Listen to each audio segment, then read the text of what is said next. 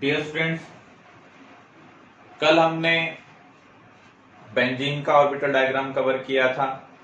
Methane, ethane, ethene, ethyne, इन सब का orbital diagram हमने कवर किया था। आज हम कुछ केस और कवर करने जा रहे हैं, जैसे अलीन, कोमोलिन। अलीन क्या है? अगर किसी मॉलिक्यूल में नेबरिंग पोजीशन पर डबल बॉन्ड प्रेजेंट है तो उसे हम क्या बोलते हैं? एलीन। अगर दो से ज्यादा डबल बॉन्ड कॉन्टिन्यूस प्रेजेंट हो तो उसे हम बोलते हैं कोमोलिन। एलीन के अंदर जो पाई बॉन्ड है, जो नेबर वाले पाई बॉन्ड है, वो सेम प्लेन में या डिफरेंट प्लेन में, इसे हमें वेरीफाई करना है। इस कार्बन की हाइब्रिडेशन क्या है? sp2। यहां पर 3 सिग्मा बॉन्ड है, 0 लोन पेयर है। इसमें 2 सिग्मा बॉन्ड है, 0 लोन पेयर है, तो इसकी हाइब्रिडेशन क्या होगी? sp। इसकी हाइब्रिडेशन क्या होगी? sp2। तो इसका एक p ऑर्बिटल अनहाइब्रिडाइज्ड है, या तो वो px होगा या फिर वो py होगा। इसमें 2 अनहाइब्रिडाइज्ड हैं, px एंड py यहां पर अनहाइब्रिडाइज्ड है। या sp2 है, या तो यहां पर px अनहाइब्रिडाइज होगा या फिर py अनहाइब्रिडाइज होगा। इस केस में हम अज्यूम कर लेते हैं px अनहाइब्रिडाइज्ड है, और इस केस में हम अज्यूम कर लेते हैं py अनहाइब्रिडाइज्ड है।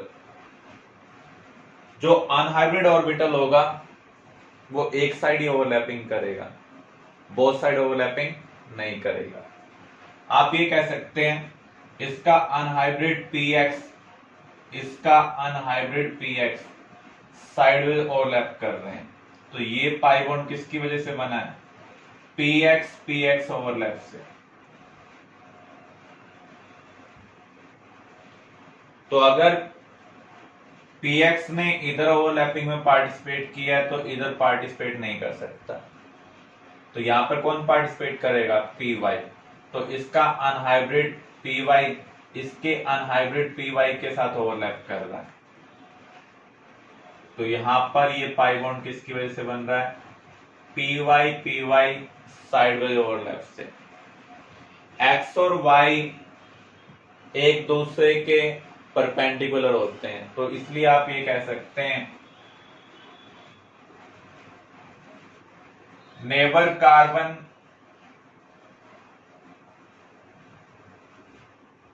डबल बॉन्ड के केस में जो पाई होंगे वो परपेंडिकुलर होंगे टू ईच अदर। तो यहां पर आप ये कह सकते हैं जो कॉन्टिन्यूस पाई बॉन्ड होते हैं वो एक दूसरे के क्या होंगे? परपेंडिकुलर होंगे। अगर ये हॉरिजॉन्टल है तो ये क्या होगा? वर्टिकल होगा। सिमिलर वे में ये px ओवरलैप से बनेगा, ये py ओवरलैप से बनेगा, ये px ओवरलैप से बनेगा, ये py ओवरलैप से बनेगा, ये px ओवरलैप से बनेगा। तो आप देख सकते हैं जो नेबरिंग पाई बॉन्ड है वो एक दूसरे के परपेंडिकुलर है, लेकिन जो अल्टरनेट पाई बॉन्ड होंगे वो सेम प्लेन में होंगे। ये x में और ये भी किस में है? x में। ऐसे आप देखें ये अल्टरनेट है तो इनकी जो प्लेन है वो क्या होगी? सेम होगी। कॉन्जुगेशन की कंडीशन हमने स्टडी की थी। अगर पाई बॉन्ड 1-2 पोजीशन पर प्रेजेंट हो और 3-4 पोजीशन पर प्रेजेंट हो तो उस केस में जो कॉन्जुगेशन होगा वो कौन सा होगा? पाई कॉन्जुगेशन होगा। तो यहां पर अगर ये px ओवरलैप से बना है तो ये भी किससे बना होगा? px ओवरलैप से बना होगा। और कॉन्जुगेशन की कंडीशन क्या होती है, जो पाई इलेक्ट्रॉन होने चाहिए वो पैरेलल प्लेन में होने चाहिए। तो ये दोनों प्लेन क्या है, पैरेलल है। तो जब पैरेलल प्लेन होगी तो इलेक्ट्रॉन इजीली जंप कर सकता है, अपनी पोजीशन चेंज कर सकता है।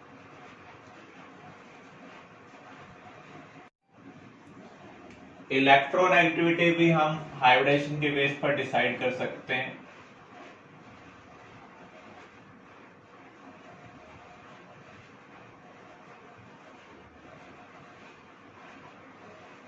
जो इलेक्ट्रोनेगेटिविटी है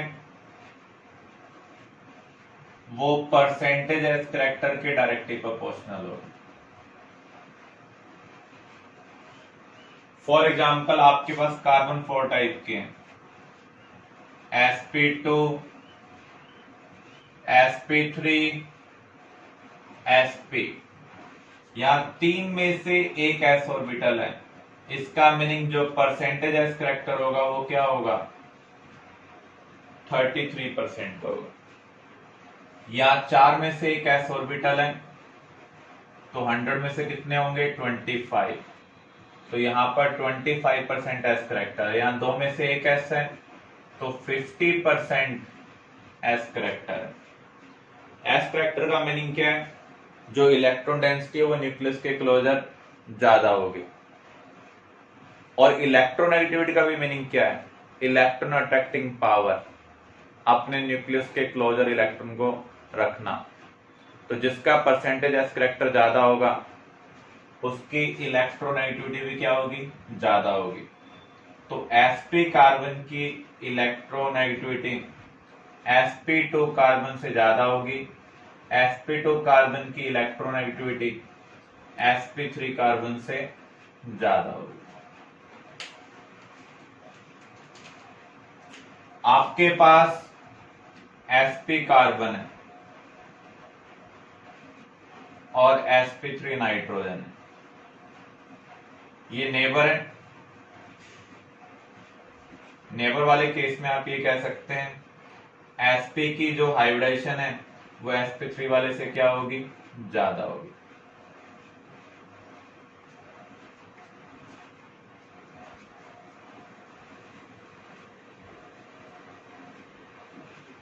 हाइब्रिडेशन के बेस पर हम बॉन्ड एंगल भी डिसाइड कर सकते हैं।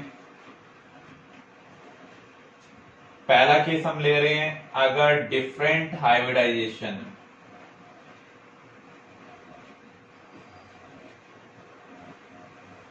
तो सबसे ज्यादा बॉन्ड एंगल होगा sp का, then sp2, then sp3। sp के केस में बॉन्ड एंगल क्या होता है, 180 डिग्री, sp2 में 120 डिग्री, sp3 में 109 डिग्री 28 मिनट्स। फॉर एग्जाम्पल हमारे पास दिए हुए हैं beryllium chloride, methane, boron trichloride. इनके बॉन्ड एंगल का ऑर्डर क्या होगा। बेरिलियम क्लोराइड में बेरिलियम की हाइब्रिडेशन क्या है, sp, 2 bond pair 0 lone pair.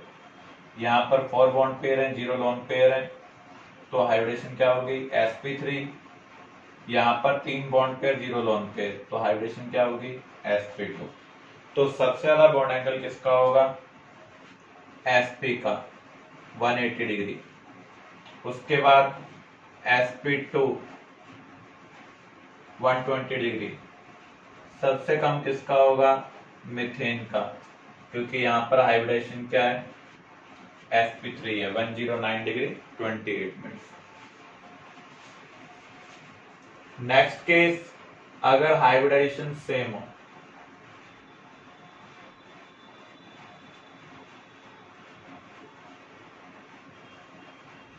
लेकिन different number of lone pair हो,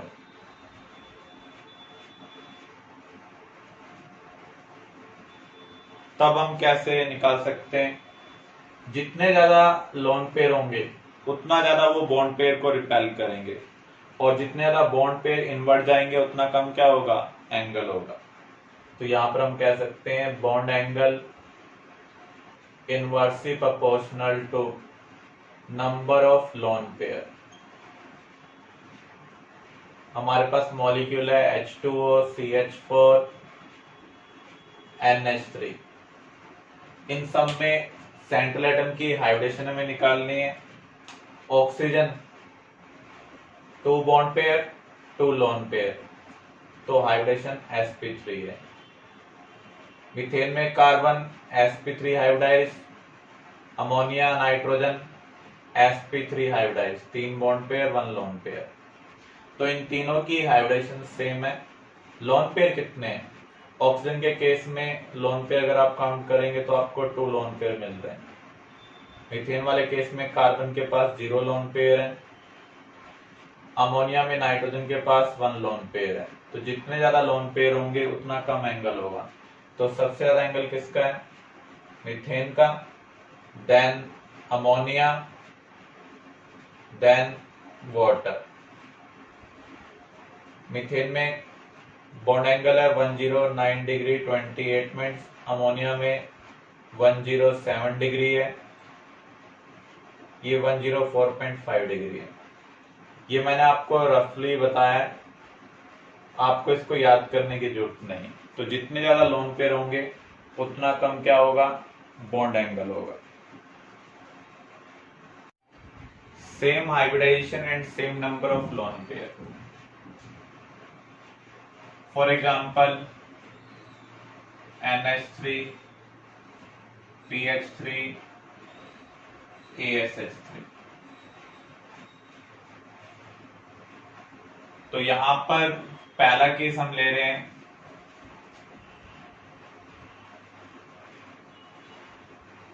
अगर सभी में सराउंडिंग एटम्स क्या हो?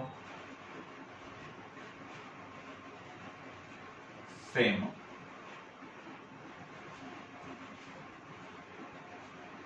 तो यहां पर आप देखें,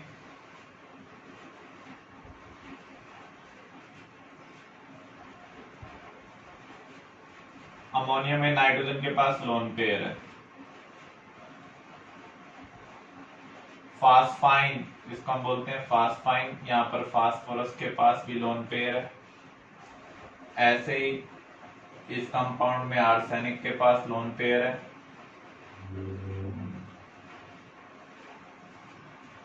नाइट्रोजन हाइड्रोजन में से मोर इलेक्ट्रोनेगेटिव कौन है?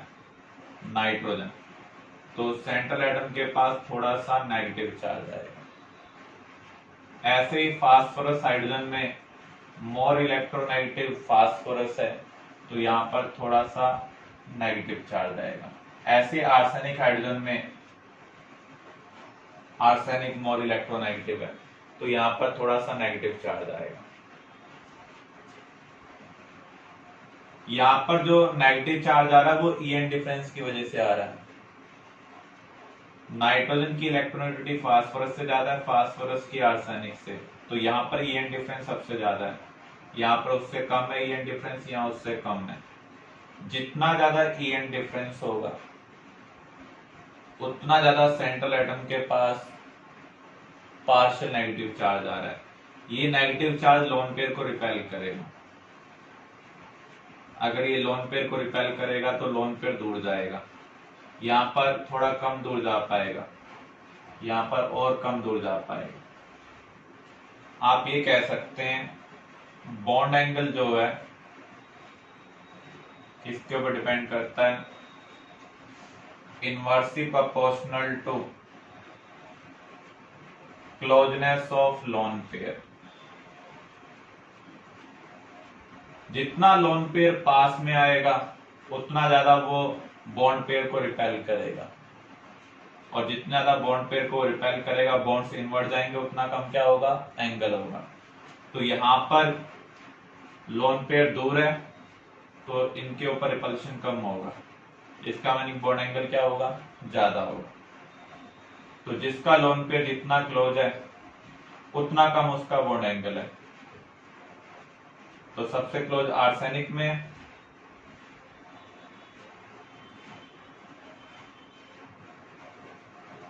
हम ये भी कह सकते हैं in case of hydride hydride का मीनिंग क्या है? जो कंपाउंड हाइड्रोजन के साथ बन रहा है। Bond angle decrease down the group,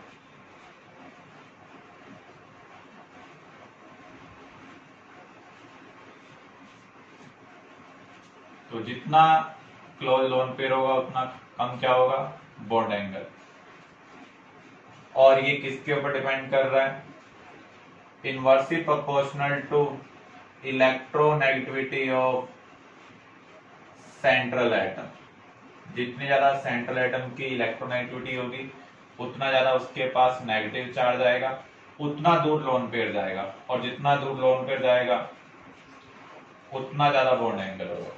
ये सिर्फ हाइड्राइड के केस में एप्लीकेबल है, अदर केस में ये रिलेशनशिप एप्लीकेबल नहीं होगी।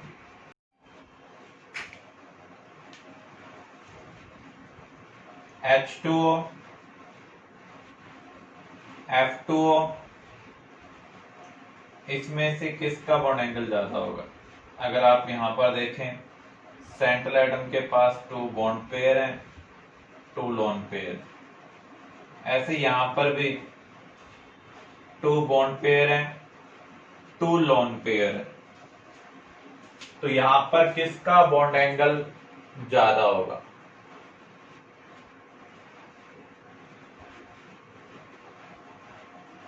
तो जितने क्लोज लोन पेयर होंगे उतना कम बॉन्ड एंगल होगा।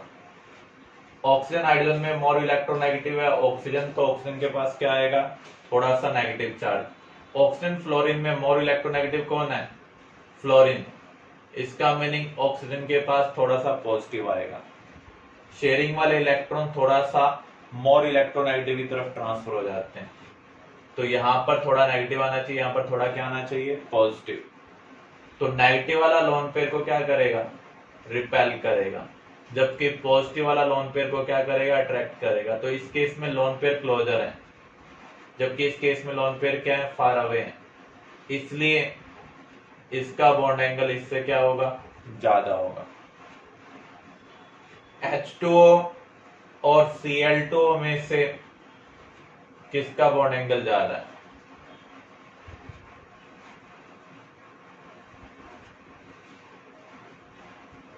अगेन यहां पर अगर हम देखें, 2 बॉन्ड पेयर, 2 लोन पेयर हैं। ऑक्सीजन और क्लोरीन को अगर हम देखें, ऑक्सीजन के पास 2 लोन पेयर हैं। क्लोरीन के पास वैकेंट डी ऑर्बिटल है। जो थर्ड पीरियड एलिमेंट हैं उनके पास वैकेंट ऑर्बिटल होते हैं। अगर आप यहां पर ध्यान से देखें, नेबर वाले एटम के पास लोन पेयर है और इसके पास वैकेंट ऑर्बिटल है, तो यहां पर क्या होगी? बैक बॉन्डिंग होगी। क्लोरीन के पास लोन वैकेंट ऑर्बिटल होने की वजह से और इसके नेबरिंग एटम के पास लोन पेयर प्रेजेंट होने की वजह से बैक बॉन्डिंग होगी। जब भी बैक बॉन्डिंग होती है तो डबल बॉन्ड करैक्टर आता है। कभी ये बॉन्ड सिंगल होगा, कभी ये बॉन्ड क्या होगा? डबल होगा, ड्यू टू रेजोनेंस। तो यहाँ पर पार्शियल डबल बॉन्ड करैक्टर होगा रेजोनेंस हाइब्रिड में। आप इसका रेजोनेंस हाइब्रिड इस तरीके से कंसिडर कर सकते हैं, क्लोरीन ऑक्सीजन में डबल बॉन्ड करैक्टर है। तो यहाँ पर लोन पेयर थे, हाइब्रिड में हम कभी भी लोन पेयर को रिप्रेजेंट नहीं करते हैं। डबल बॉन्ड का रिपल्शन सिंगल बॉन्ड से क्या होता है? ज्यादा होता है, इसलिए इसका बॉन्ड एंगल इससे क्या होगा? ज्यादा होगा। इसका जो बॉन्ड एंगल है वो अप्रोक्सीमेटली 111 डिग्री है।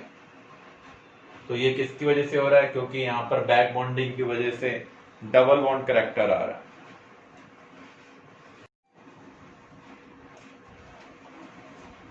PH3 और PF3 में से किसका बॉन्ड एंगल ज्यादा होगा? यहां पर भी अगर आप देखें, 3 बॉन्ड पेयर 1 लोन पेयर है, यहां भी 3 बॉन्ड पेयर 1 लोन पेयर है। फास्फोरस थर्ड पीरियड से बिलोंग करता है, तो इसके पास वैकेंट ऑर्बिटल भी है। फ्लोरीन के पास लोन पेयर है, आप देख सकते हैं एक एटम के पास लोन पेयर है, उसके नेबर वाले के पास वैकेंट ऑर्बिटल है, तो यहाँ पर बैक बॉन्डिंग होगी। बैक बॉन्डिंग की वजह से डबल बॉन्ड करैक्टर आएगा, और जहां पर डबल बॉन्ड करैक्टर होता है उसका रिपल्शन सिंगल बॉन्ड करैक्टर से क्या होगा, ज्यादा होगा। तो यहाँ पर बॉन्ड और बॉन्ड के बीच में रिपल्शन ज्यादा है, इसलिए इसका बॉन्ड एंगल भी क्या होगा, ज्यादा होगा।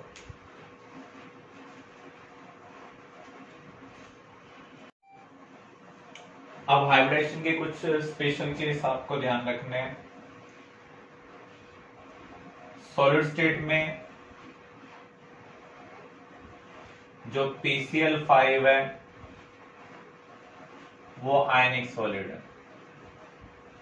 कैसे एग्जिस्ट करता है, PCl6 नेगेटिव, PCl4 पॉजिटिव। अगर आपसे गैसियस या लिक्विड स्टेट में पूछ लिया जाए तो आपको PCl5 की हाइब्रिडेशन निकालनी है, लेकिन अगर सॉलिड स्टेट में पूछ लिया जाए तो इनकी हाइब्रिडेशन निकालनी है। तो यहाँ पर 6 बॉन्ड पेयर 0 लोन पेयर है, तो हाइब्रिडेशन क्या होगी, sp3d2। यहाँ पर 4 बॉन्ड पेयर 0 लोन पेयर है, तो हाइब्रिडेशन यहाँ पर क्या है, sp3। ऐसे ही सॉलिड स्टेट में जो PbR5 है वो कैसे एग्जिस्ट करता है, PbR4 positive and Br negative, ionic solid की फॉर्म में एग्जिस्ट कर रहा है।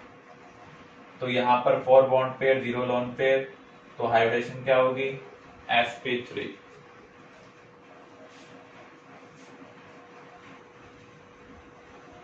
N2O5 सॉलिड स्टेट में एग्जिस्ट करता है आयनिक सॉलिड की फॉर्म में, NO2 पॉजिटिव NO3 नेगेटिव।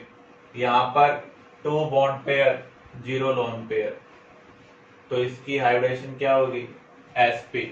यहाँ 3 बॉन्ड पेयर 0 लोन पेयर, इसकी हाइब्रिडेशन क्या होगी, sp2। HCF6 सॉलिड स्टेट में एग्जिस्ट करता है, HCF5 पॉजिटिव F नेगेटिव, तो यहाँ पर 5 बॉन्ड पेयर 1 लोन पेयर है, तो इसका मीनिंग इसकी हाइब्रिडेशन क्या है, sp3d2 इन सॉलिड स्टेट। अगर गैसेस या लिक्विड स्टेट का केस आ जाए तो आपको अलग तरीके से कंसीडर करना है। बेरिलियम क्लोराइड सॉलिड स्टेट में पॉलीमरिक है,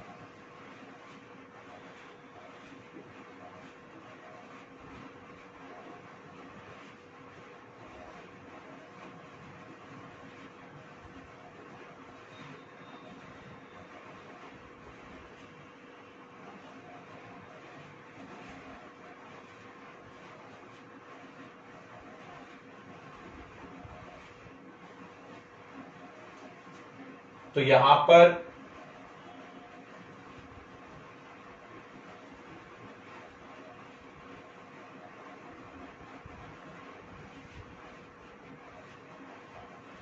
इस टाइप का पैटर्न बन रहा है।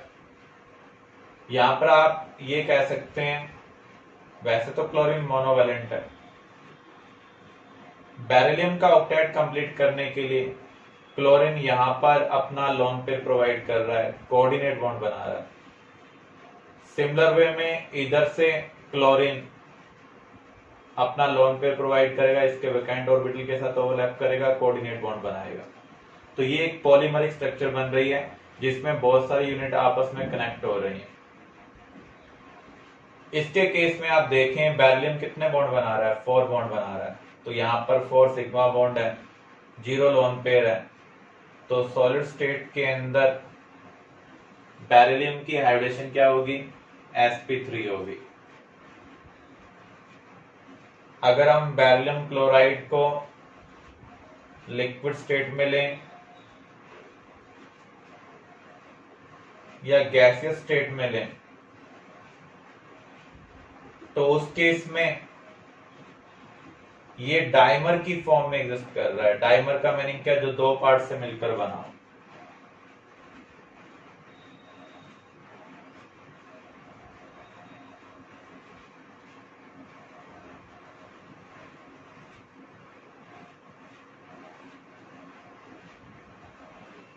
तो दो BeCl2 यूनिट के कॉम्बिनेशन से ये बना है। तो यहां पर अगर आप देखें बेरिलियम कितने बॉन्ड बना रहा है 3, तो इसमें हाइब्रिडेशन क्या होगी sp2 एट 1000 केल्विन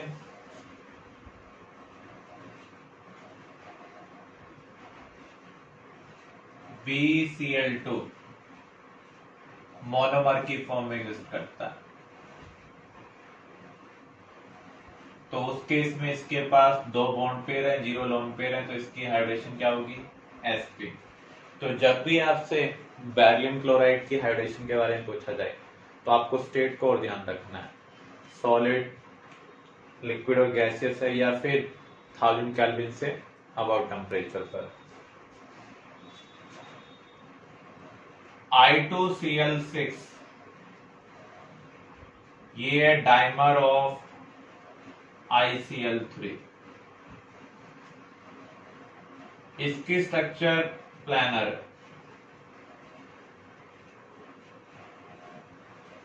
यहां पर हम दो आयोडीन को सेंट्रल एटम ले रहे हैं। डाइमर में 6 क्लोरीन है।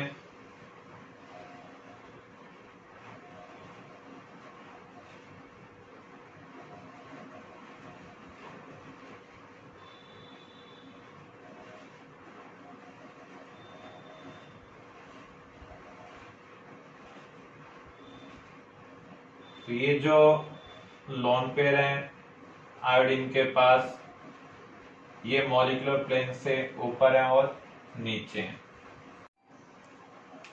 तो यहां पर क्लोरीन दो बॉन्ड बना रहा है, एक जगह कोऑर्डिनेट बॉन्ड बनाएगा, एक जगह कोवलेंट बॉन्ड। ब्रिज बॉन्डिंग क्या होती है? जब भी मोनोवैलेंट एटम एक से ज्यादा बॉन्ड बनाता है, फॉर एग्जाम्पल क्लोरीन, हाइड्रोजन, ये मोनोवैलेंट एटम है, जब भी ये एक से ज्यादा बॉन्ड बना रहे होंगे तो ऐसे बॉन्ड को हम क्या कहेंगे ब्रिज बॉन्डिंग। ये दो टाइप की होती हैं, 3 centred 2 electron bond, 3 centred 4 electron bond. इनका जो इलेक्ट्रॉन क्लाउड होता है ओवरलैपिंग की वजह से उसकी शेप बनाना से बिलोंग करती है, इसलिए इस बॉन्ड को बनाना बॉन्ड भी बोल दिया जाता है। Bridge bonding 3 centred 2 electron bond, 3 centred 4 electron bond. अगर हाइड्रोजन ब्रिज बॉन्डिंग में इन्वॉल्व होगा तो वो होगा 3 सेंटर्ड 2 इलेक्ट्रॉन बॉन्ड। अगर क्लोरीन ब्रिज बॉन्डिंग में इन्वॉल्व होगा तो उस केस में 3 सेंटर्ड 4 इलेक्ट्रॉन बॉन्ड होगा।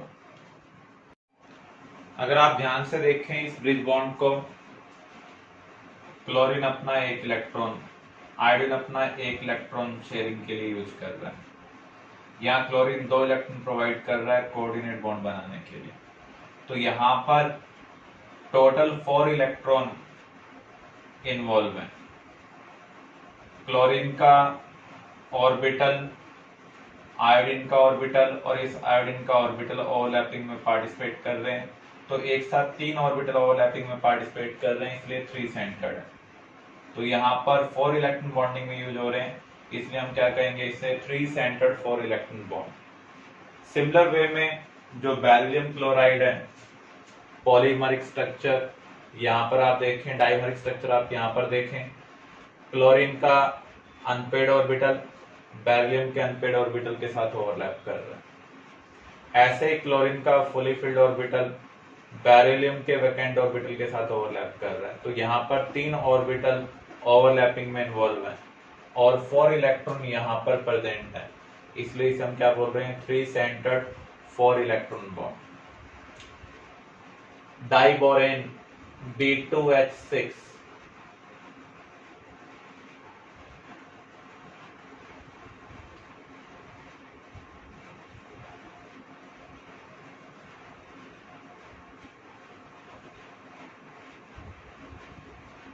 तो यहां पर आप देख सकते हैं हाइड्रोजन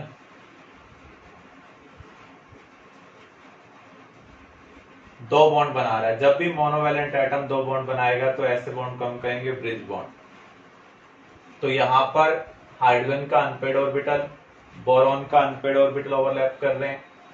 यहां पर जो ओवरलैपिंग की वजह से ऑर्बिटल बना है उसके साथ बोरॉन का वैकेंट ऑर्बिटल भी ओवरलैप कर रहा है। आप ये कह सकते हैं इस बोरॉन का अनपेड ऑर्बिटल, इस हाइड्रोजन का अनपेड ऑर्बिटल और साथ में इस बोरॉन का वैकेंट ऑर्बिटल ओवरलैपिंग में पार्टिसिपेट कर रहा है। अगर हम ऑर्बिटल डायग्राम के थ्रू इसे देखें, बोरॉन के पास 3 अनपेड इलेक्ट्रॉन है,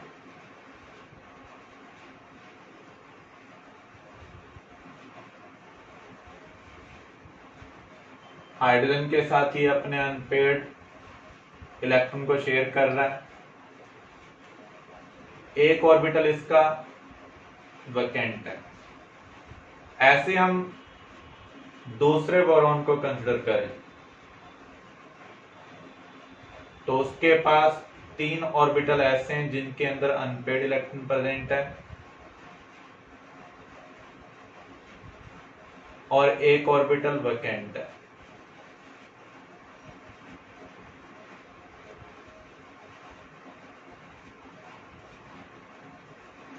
तो यहां पर ये वैकेंट ऑर्बिटल, ये अनपेड ऑर्बिटल और हाइड्रोजन का अनपेड ऑर्बिटल एक साथ ओवरलैप कर रहे हैं। तो 3 ऑर्बिटल ओवरलैप कर रहे हैं, इसलिए ये 3 सेंटर्ड बॉन्ड है।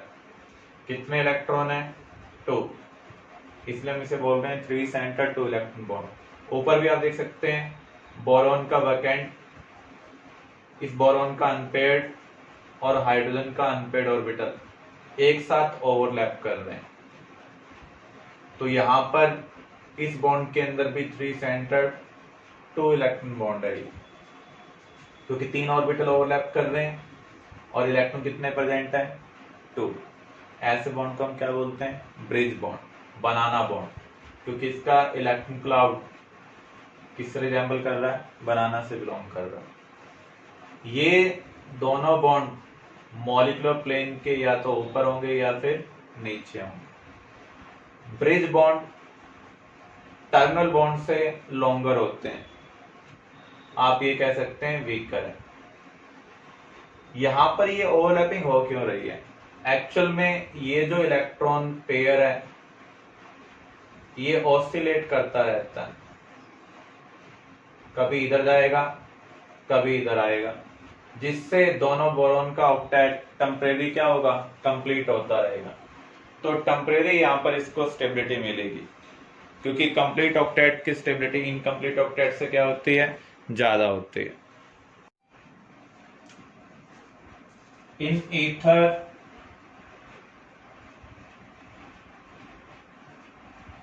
bond angle is nearby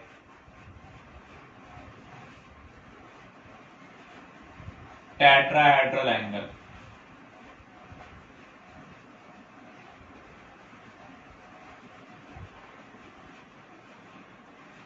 But oxygen of ether have 2 lone pair. Ether क्या होता है? ऑक्सीजन के बोथ साइड कार्बन चेन, ये दोनों कार्बन चेन सेम भी हो सकती हैं, अलग भी हो सकती हैं। ऑक्सीजन के पास 6 वैलेंस इलेक्ट्रॉन है, 2 इलेक्ट्रॉन बॉन्डिंग में यूज हो गए हैं, बचे हुए 4 इलेक्ट्रॉन 2 लोन पेयर है। आपने पढ़ा है जितने ज्यादा लोन पेयर होते हैं उतना कम बॉन्ड एंगल होता है। यहां पर भी इस ऑक्सीजन की हाइब्रिडेशन sp3 है, तो इसका मीनिंग इसका एंगल 109 डिग्री के कंपैरिजन में काफी कम होना चाहिए, क्योंकि यहाँ पर 2 लोन पेयर प्रेजेंट है। लेकिन प्रैक्टिकली हम इसका एंगल क्या ऑब्जर्व कर रहे हैं? 110 डिग्री, मींस 109 डिग्री के नियर बाय। इसका रीजन क्या है? एक्चुअल में जो कार्बन चेन है एक बड़ा ग्रुप है, बड़े ग्रुप का जो इलेक्ट्रॉन क्लाउड होगा वो भी बड़ा होगा, तो ये दोनों इलेक्ट्रॉन क्लाउड एक दूसरे को रिपेल कर रहे हैं। इनका जो रिपल्शन है इतना स्ट्रॉन्ग है कि वो लोन पे रिपल्शन को बैलेंस कर पा रहा है, अपोज कर पा रहा है। इसलिए यहां पर जो बॉन्ड एंगल है वो नियर बाय क्या है, tetrahedral angle. Since alkyl alkyl repulsion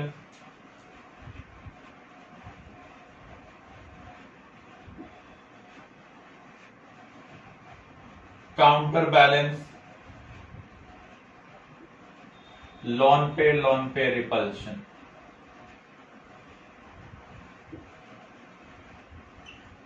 so ether bond angle nearby tetrahedral angle।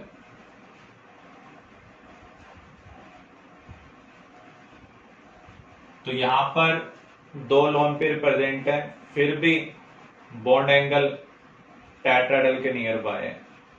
इस बिग रिपल्शन ने इस रिपल्शन को काउंटर बैलेंस किया हुआ, अपोज किया हुआ।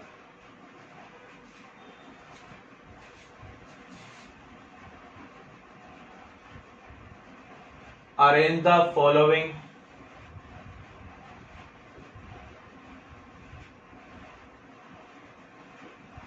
on increasing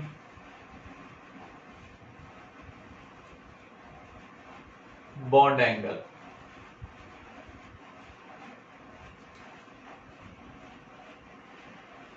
CH4 CHCl3 CH2Cl2 CH3Cl। अगर यहां पर आप चेक करें, सभी के केस में कार्बन सेंट्रल एटम है और कार्बन की यहां पर जो हाइब्रिडाइजेशन है वो क्या है, sp3 है। जब सभी सराउंडिंग एटम सेम होंगे तो उस केस में अगर कोई लोन पेयर प्रेजेंट नहीं है सेंट्रल एटम के पास, तो बॉन्ड एंगल क्या होगा, 109 डिग्री। अदरवाइज कुछ डेविएशन भी हो सकती है। जैसे यहां पर सभी सराउंडिंग एटम सेम है तो एंगल क्या है, 109 डिग्री 28 मिनट। यहां पर सभी सराउंडिंग एटम सेम नहीं है, ऐसे यहां पर सभी सराउंडिंग एटम सेम नहीं है।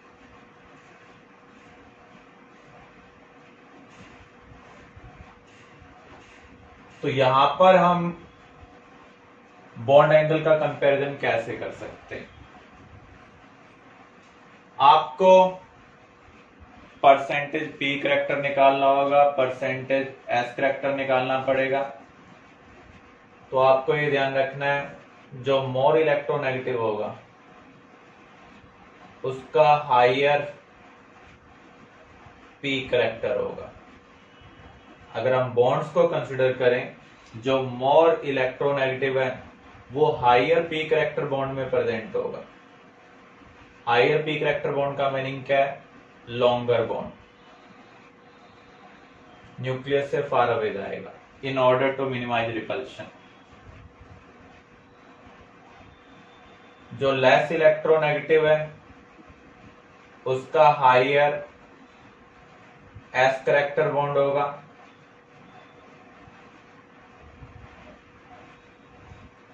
इसका मीनिंग उसका जो बॉन्ड होगा वो शॉर्टर होगा। इस रूल को हम क्या बोलते हैं, बेंट रूल। टीबीपी में भी हमने पढ़ा था, जो मोर इलेक्ट्रोनेगेटिव है वो एक्सियल में जाते हैं। एक्सियल में इसलिए जा रहे हैं ताकि रिपल्शन मिनिमाइज हो जाए, क्योंकि एक्सियल का जो बॉन्ड होता है वो लॉन्गर होता है। तो अब हम इनके बॉन्ड एंगल का कंपैरिजन कैसे करेंगे। जब भी ऐसा केस दिया हो तो bond angle percentage S character के डायरेक्टली प्रोपोर्शनल होगा, परसेंटेज पी करैक्टर के इनवर्सली प्रोपोर्शनल होगा। इसका रीजन क्या है, न्यूक्लियस के क्लोज जितनी ज्यादा इलेक्ट्रॉन डेंसिटी होगी बॉन्ड उतना ज्यादा रिपेल करेंगे, और जितनी कम इलेक्ट्रॉन डेंसिटी होगी उतना कम रिपेल करेंगे। परसेंटेज एस करैक्टर बढ़ने का मीनिंग क्या होगा? न्यूक्लियस के क्लोज इलेक्ट्रॉन डेंसिटी बढ़ना, जबकि परसेंटेज पी करैक्टर का मीनिंग क्या है? न्यूक्लियस के फार अवे इलेक्ट्रॉन डेंसिटी बढ़ना। तो जितनी क्लोज इलेक्ट्रॉन डेंसिटी होगी उतना ज्यादा रिपल्शन होगा, बॉन्ड्स के बीच में जितना ज्यादा रिपल्शन है उतना ज्यादा बॉन्ड एंगल है। यहाँ पर सभी बॉन्ड का जो परसेंटेज एस करैक्टर है या परसेंटेज पी करैक्टर है वो एक जैसा है। अगर आप एक हाइड्रोजन की जगह एक क्लोरीन लगाते हैं तो उस केस में आप ये कह सकते हैं इस बॉन्ड का जो पी करैक्टर है इंक्रीज हो रहा है, क्योंकि आपने इसकी जगह मोर इलेक्ट्रोनेगेटिव लगा दिया। अगर इसका पी करैक्टर इंक्रीज होगा तो इसका एस करैक्टर क्या होगा? डिक्रीज। तो इसका अगर एस करैक्टर डिक्रीज हो रहा है तो इनका एस करैक्टर इंक्रीज हो जाएगा। तो अगर इधर एस करैक्टर डिक्रीज होगा तो इनका एस करैक्टर क्या होगा? इंक्रीज। अगर इसका पी करैक्टर इंक्रीज हो रहा है तो इनका पी करैक्टर क्या होगा? डिक्रीज। इसका मीनिंग अगर हम कार्बन हाइड्रोजन बॉन्ड को देखें तो उस केस में बॉन्ड एंगल का ऑर्डर क्या होगा? क्योंकि यहां पर पी करैक्टर बढ़ रहा है तो एस करैक्टर कम होगा, इधर एस करैक्टर बढ़ेगा। तो एस करैक्टर बढ़ने पर इस बॉन्ड में रिपल्शन बढ़ जाएगा। अगर रिपल्शन बढ़ेगा तो एंगल भी क्या होगा? ज्यादा होगा। तो हम ये कह सकते हैं फोर्थ का जो एंगल है वो फर्स्ट से ज्यादा है। अब हम इस और इस केस का कंपैरिजन करते हैं। अगेन हम हाइड्रोजन कार्बन हाइड्रोजन एंगल के लिए देख रहे हैं, अदर एंगल के लिए नहीं देख रहे हैं। तो यहां पर दो क्लोरीन लगा दिए, इसका मीनिंग अब दो बॉन्ड ऐसे हैं जिनका पी करैक्टर बढ़ रहा है, एस करैक्टर कम हो रहा है। तो इसलिए पहले के कंपैरिजन में यहां पर एस करैक्टर ज्यादा हो जाएगा in comparison to this, P character कम हो जाएगा। तो जितना ज्यादा एस करैक्टर होगा उतना ज्यादा रिपल्शन होगा, और जितना ज्यादा रिपल्शन होगा बॉन्ड में उतना ज्यादा एंगल होगा। तो थर्ड केस का जो बॉन्ड एंगल है वो फोर्थ से ज्यादा होगा, फोर्थ का फर्स्ट से ज्यादा होगा। थर्ड वाले को हम कंसिडर करेंगे नहीं यहाँ पर, क्योंकि हाइड्रोजन कार्बन हाइड्रोजन बॉन्ड नहीं है। ये स्ट्रक्चर मैंने वैसे ही बना दी थी। इन जनरल इस टाइप का जब भी क्वेश्चन आ जाए तो एक ही टाइप के बॉन्ड के बारे में आपको कंपैरिजन करने के लिए कहेगा, तो उसी में हमें ऑर्डर डिसाइड करना है।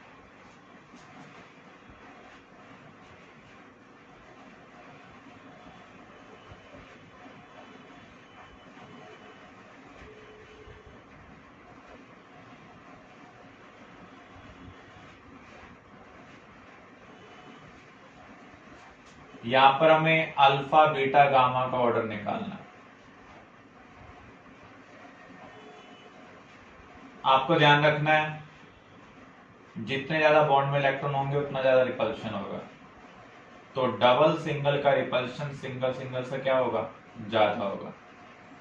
तो यहाँ पर बीटा किसको रिप्रेजेंट कर रहा है? डबल सिंगल के रिपल्शन को। गामा भी किसको रिप्रेजेंट कर रहा है? डबल सिंगल के रिपल्शन को। ये ग्रुप और ये ग्रुप क्या है? सेम है, इसलिए दोनों बॉन्ड एंगल भी क्या होनी चाहिए? सेम होने चाहिए। तो गामा और बीटा इक्वल है। यहाँ पर सिंगल सिंगल का रिपल्शन है तो जो कम होगा in comparison to double single, इसलिए बॉन्ड एंगल भी क्या होगा?